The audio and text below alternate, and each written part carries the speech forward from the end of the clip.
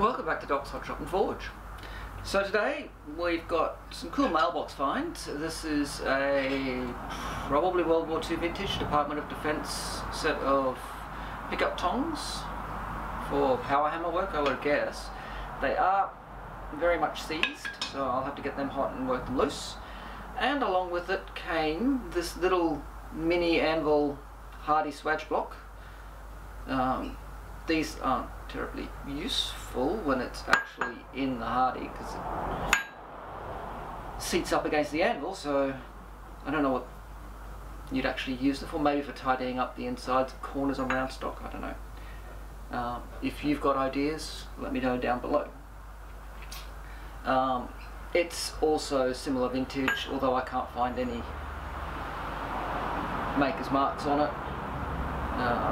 It looks forged as opposed to cast. Looks like it's actually been formed in an anvil because it's a bit irregular around the chamfer. It is quite rusted and pitted, so the face will need tidying up. But thank you to Mr. Halverson for these. Much appreciated. Now, I also during the past week picked up a load of mystery steel, so 33mm an inch and half-ish, and what would it be? Inch and a quarter, and inch and a half diameter, so 38mm round stock. The 38mm sparks like a medium carbon, lower end of medium carbon. It sparks a little bit like 1040, 1045, maybe not quite as flary in the sparks, but much more explosions in the spark trail than mild steel, like way more. The 33mm on the other hand sparks exactly like mild steel, so it's just some heavy stock. The 38mm came in some odd lengths, so it's all 3.4 meters and mill cut. Don't know if you can see that, but it's actually guillotined, like at the mill from rolling. Still has some scale in it, it's at both ends. So I'm going to try and heat treat some and see how we go. Along the way I'm going to take this piece and I'm going to make a cone mandrel for this anvil. The first step will be drawing out a little tang that fits the smaller holes on my swage block, and then I'm going to heat up the area down the bottom, get it really hot and upset it in the swage block so I can get enough mass to get a decent cone happening. Along the way we'll have a play with these, and we may also continue making spot openers, I don't know, we'll see how we go today. So, let's get things hot, let's have some fun. And yes, I am aware that the anvil is making a fair bit of noise. I'm considering some tie down cross pieces bolting into the stump itself. I'm not sure how much difference it'll make. The big problem with these style of anvils is the large overhang and the hollow underneath. It gives lots of area for this long mass to vibrate. And that's where the ring comes from. Now I have got silicone underneath the horn, the heel and the belly, which has cut it down a little bit, but still it's still very ringy. I'm having to wear hearing protection, so I'm going to play with the sound on this video in editing a bit more, see if I can't tone out the high ring and still preserve my voice. So bear with me on that one. Alright, let's get the forge lit and let's get on with this. Alright, step one, we're going to set down all the shank.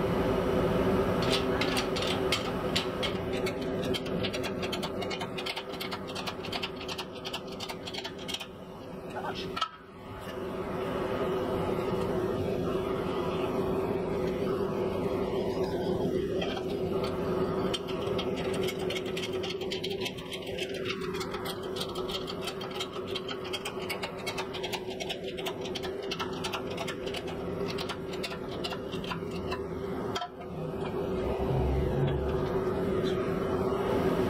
Once we've got that down to somewhere in the vicinity of 30 millimeters, we'll do a bit of hand forging to draw it out a little bit more. Bearing in mind we only need 50 millimeters for the shank on these. And we're only sizing it down to 30 because that's the hole size that fits the diagonal on the hole on the hardy in the anvil, so that once we've got it upset down to what we want for the base of the cone, we can then draw that down to square 25 at the top and taper it down and we'll have too much material.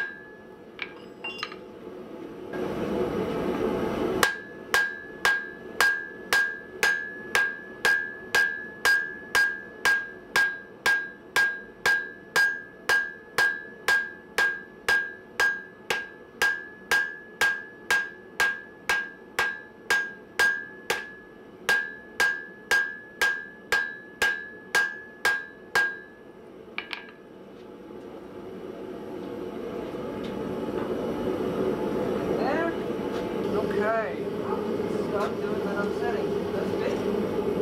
It's seated in that hole.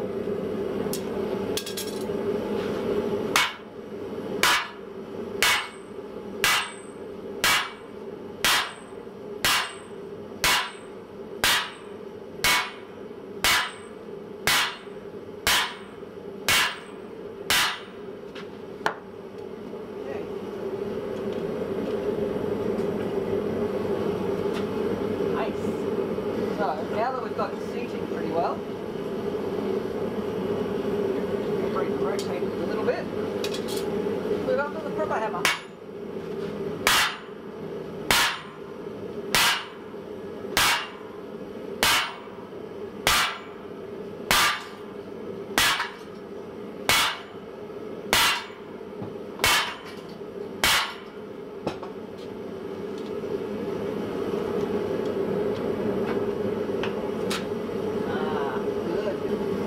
The upsetting done, draw out the shank to square so we can hold it more comfortably, and then we'll forge in the cone.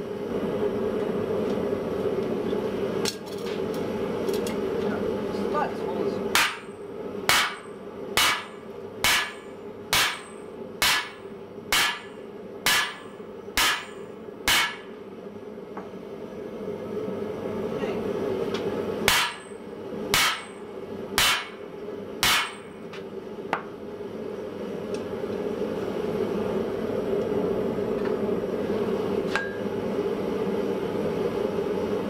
Back on axis.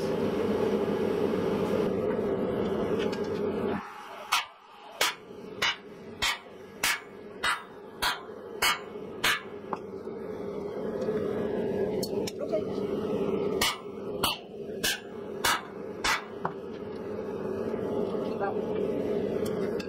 Too far out.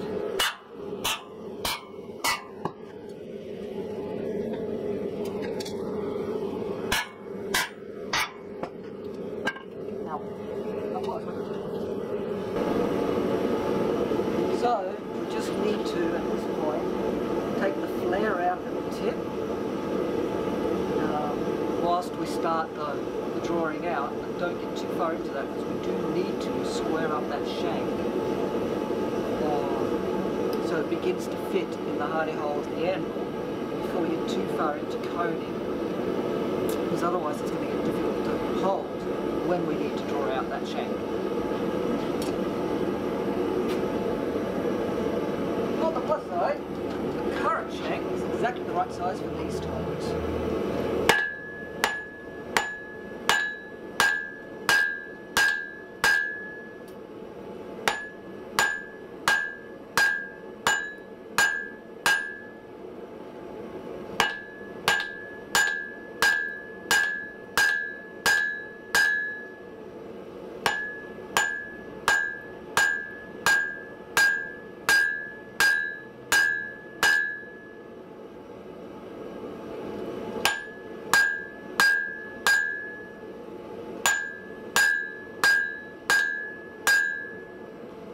see we've got a bit of swoop to take out. We'll get to that in a minute.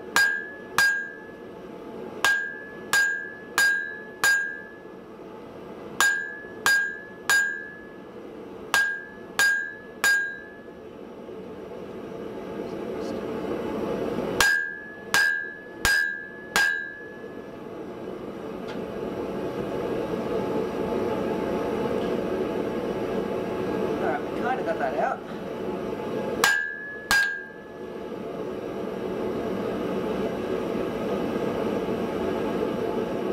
Alright, so if we keep that the way it is, that means that this side is going to be this side. It's going to be the outboard side of the anvil, because that way we've already got a bit of that taper happening. Alright, let's get that hot again. Just how big did we get it in the end? We're aiming for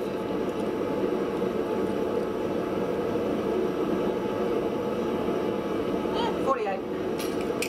Not bad. Go a bit further. Seems we've now got that back to. Not being too keen on forging all of this by hand. I'm going to do initial set down to about 25 in the press, and then we'll go to the anvil for the final fit up.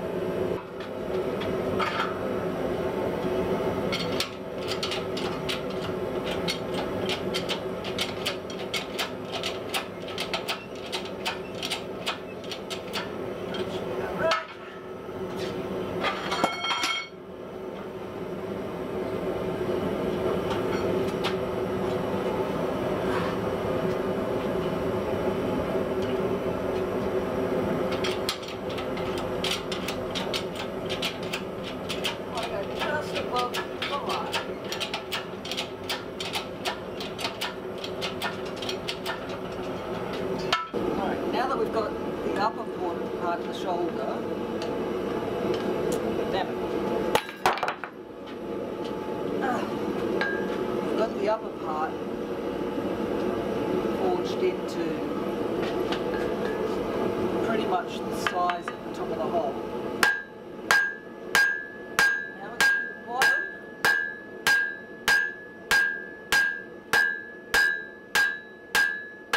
Now we're about 18.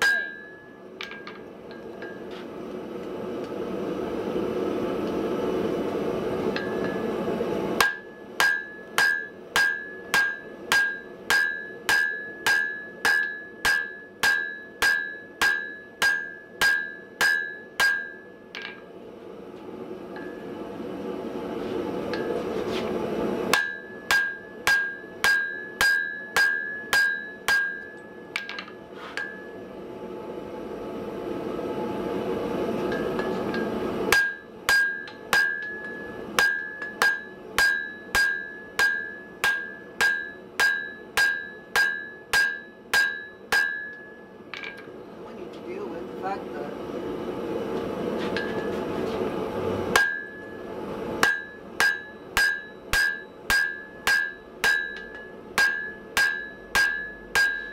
we have about an inch to a shank.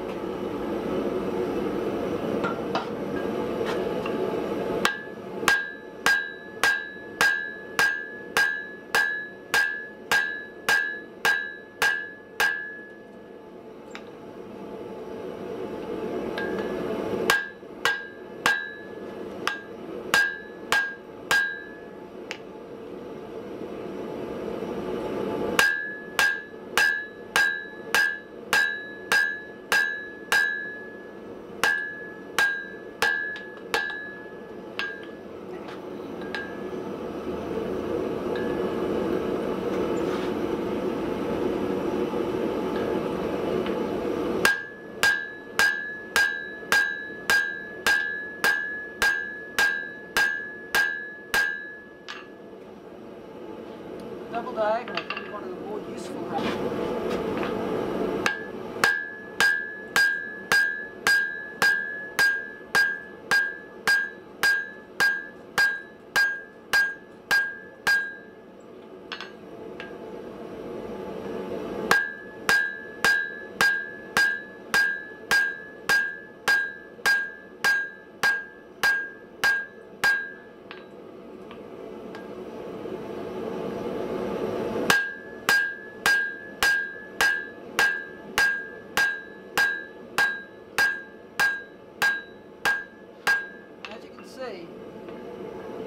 need a lot of cross section.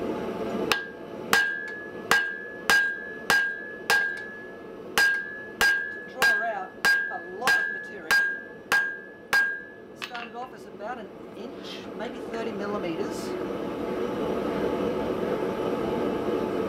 of 38 millimeter. Almost, that's about where we want it. That'll go very easily in. It reaches the bottom. So,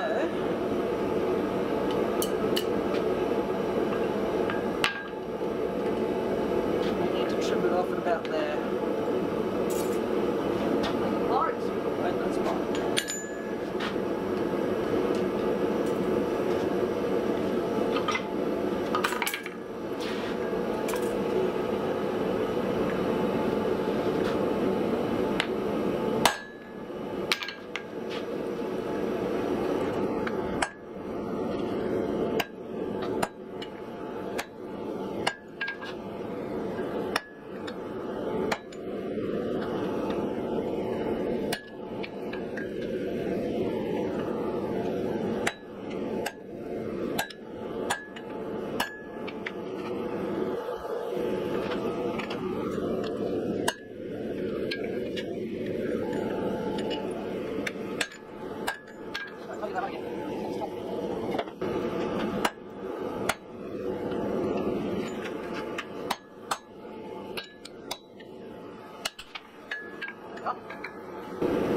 So, it fits most of the way in, so we've just got to tidy it up a little bit and chamfer those edges.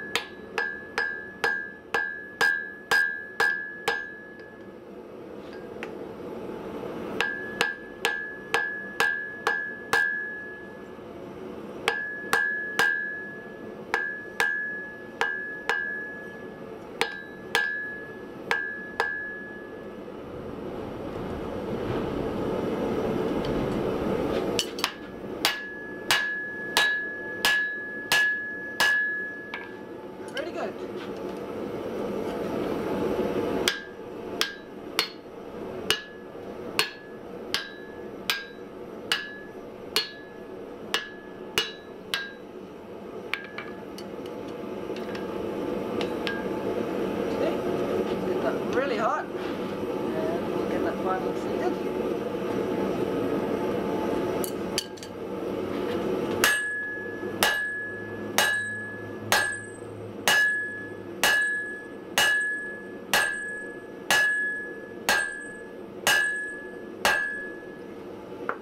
Well done.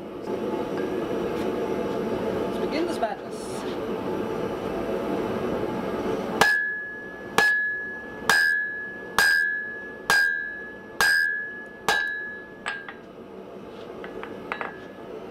With any taper, you start off slow.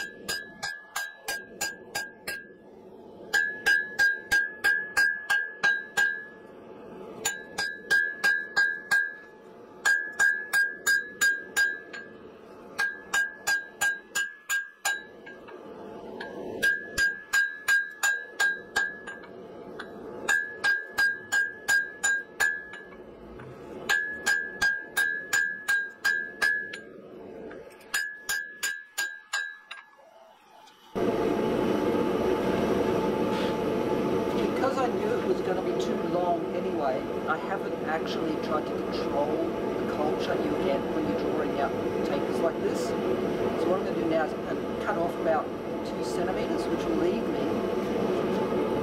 with the main taper and then a much steeper taper.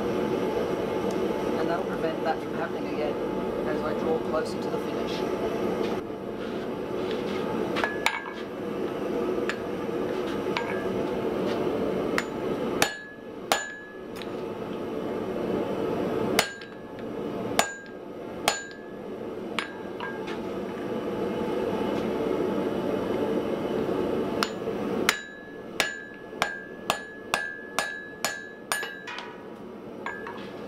I'm very close to the point where we need to start considering rounding it.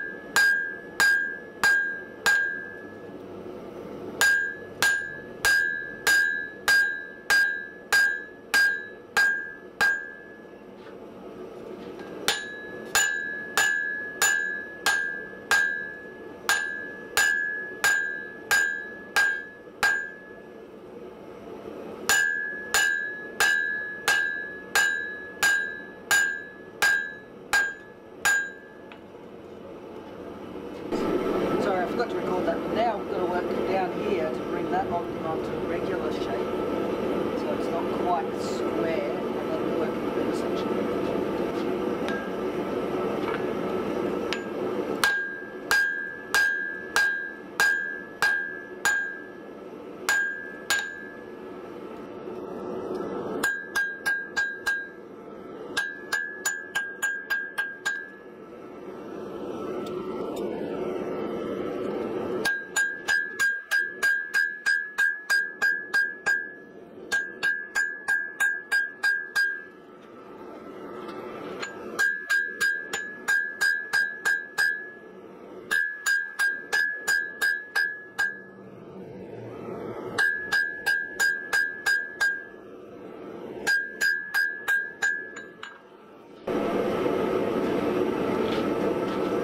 Now we're just chasing the high spots. We're trying to get that taper as smooth and as straight as we can. So we're just chasing those high spots, which are towards the lower third, realistically. And once we get those out, we'll start rounding it up.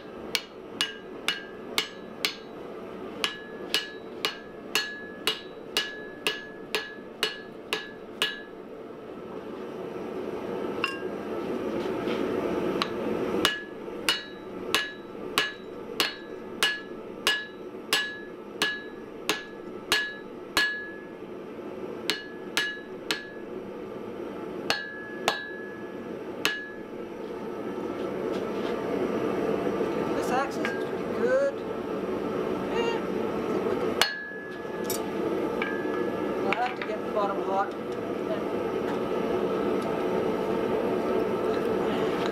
Tighten that up because we've lost a little bit of contact at this area.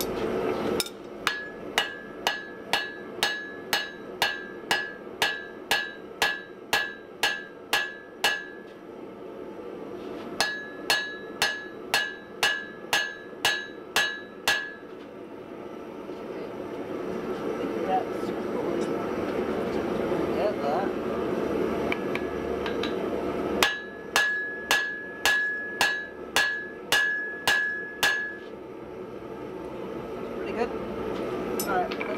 again. That's what we've just done.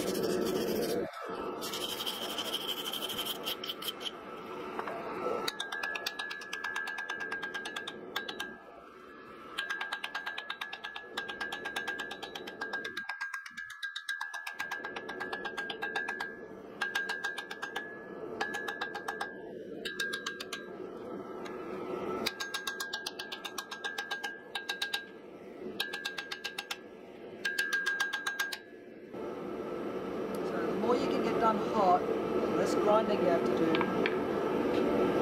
the less metal you use, the bigger your tools end up.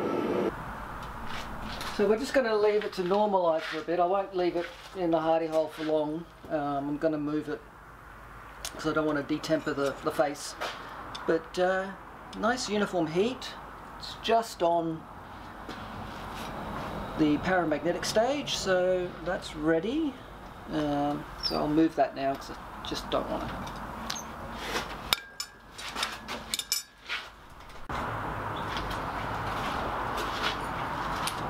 Okay, so I've given it a wire wheeling. I've got a few pretty big divots still, and it's not quite as straight as I'd hoped. I mean, it's pretty good for hand forged, and I'm quite happy to leave that.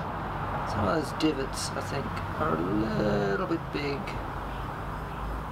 and so I might just run it on the grinder a little bit just to take some of that out of the middle section.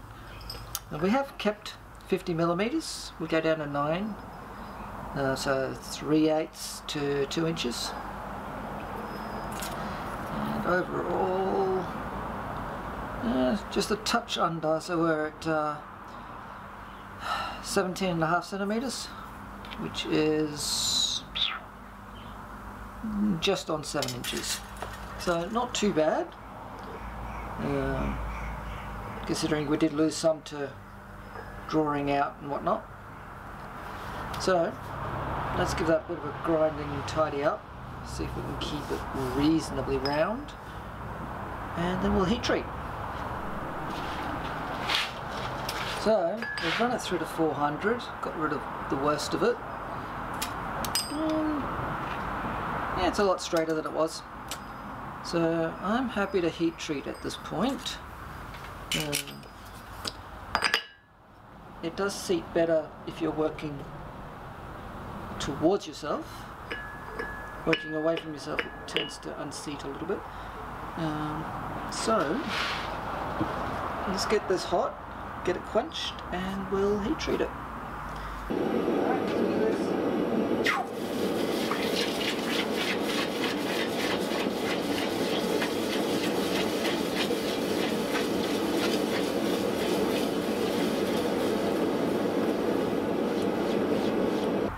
Okay, so, well, that's the cone finished.